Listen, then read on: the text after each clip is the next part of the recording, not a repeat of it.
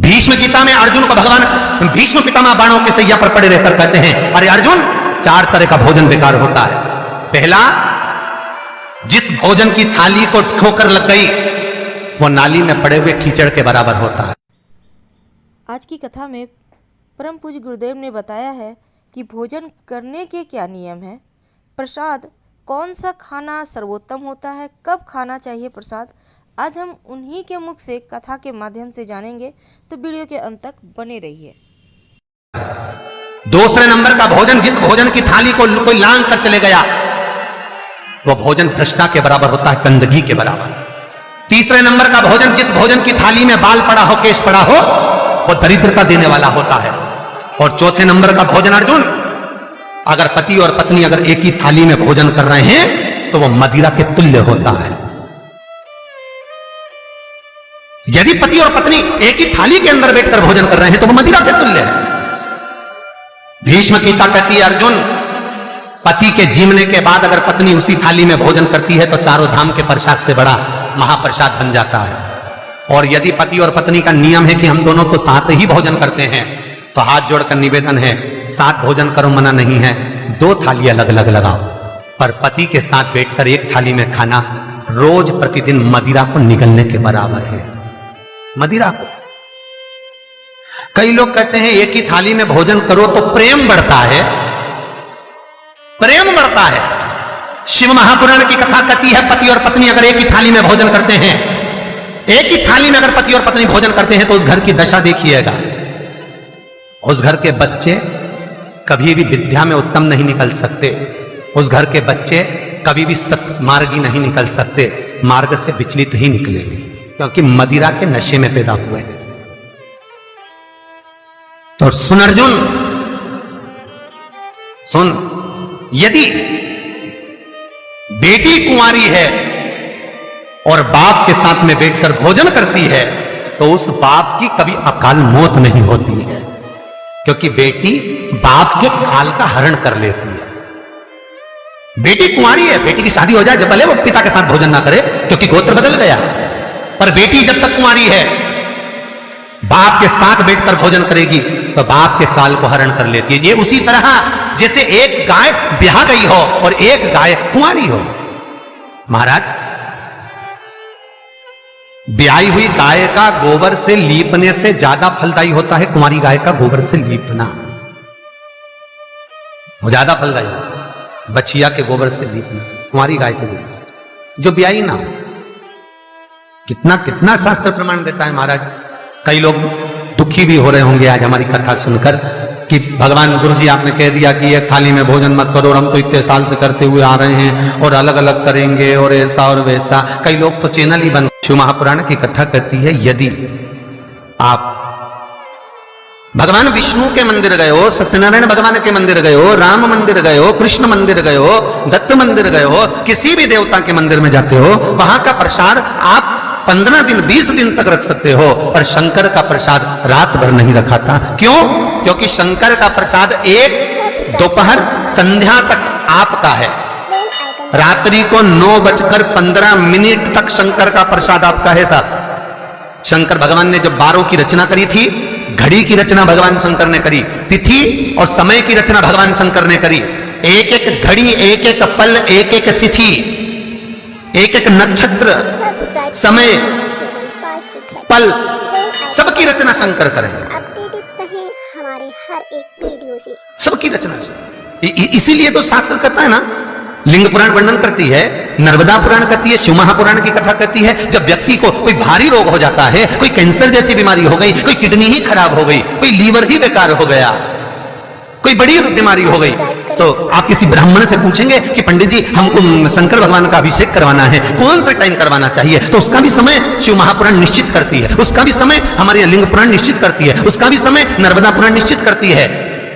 तो कौमार खंड के अंदर शिव महापुराण के वर्णन करा गया कि 9:15 रात्रि को कोई बीमार व्यक्ति का यदि उसके हाथ से अभिषेक प्रारंभ कराया जाए या उसके ही कुल का, उसके ही गोत्र का व्यक्ति शंकर का अभिषेक करता है और शंकर के नाम का स्मरण करता है, तो वो अभिषेक तो करे, साथ में जो मनोरथी है, यजमान है, वो महामृत्युंजय मंत्र का जाप करे तो कहते हैं रोग समाप्ति की ओर आना प्रारंभ हो जाता है।